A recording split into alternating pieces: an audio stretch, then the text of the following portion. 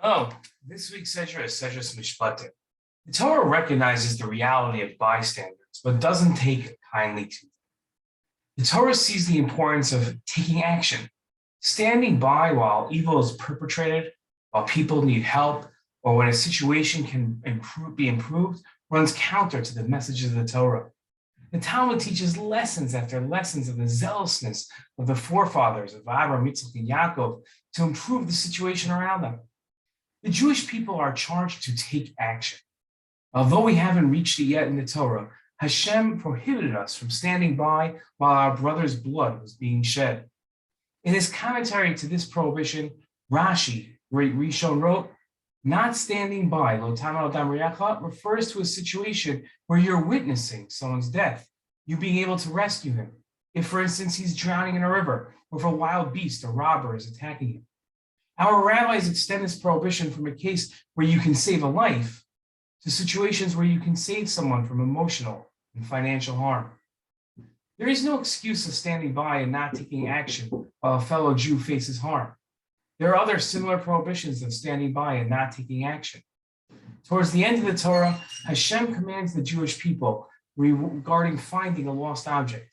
If you see your fellow's ox or sheep gone astray, do not ignore it. You must take it back to your fellow. If your fellow does not live near you, or you do not know who he is, you shall bring it home, and it shall remain with you until your fellow claims it. Then you shall give it back to him. You shall do the same with his donkey. You shall do the same with his garment.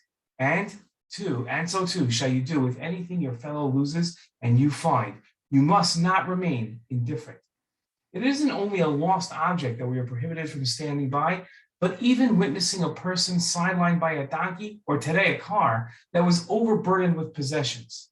If you see your fellow's donkey or ox fallen on the road, do not ignore it. You must help him raise it.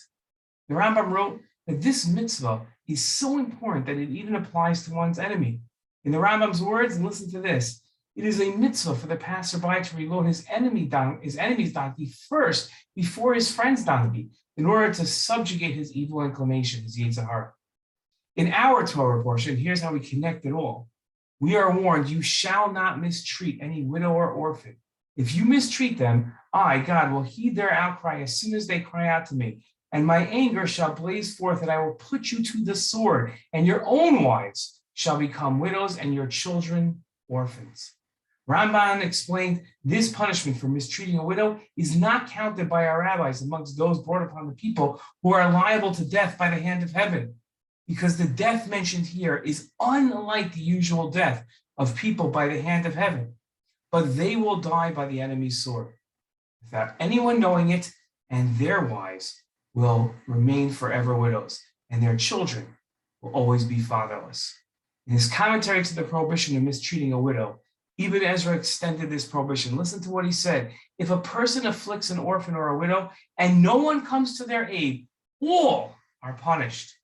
The next verse therefore reads, my wrath shall wax hot and I will kill you. That is, all of you.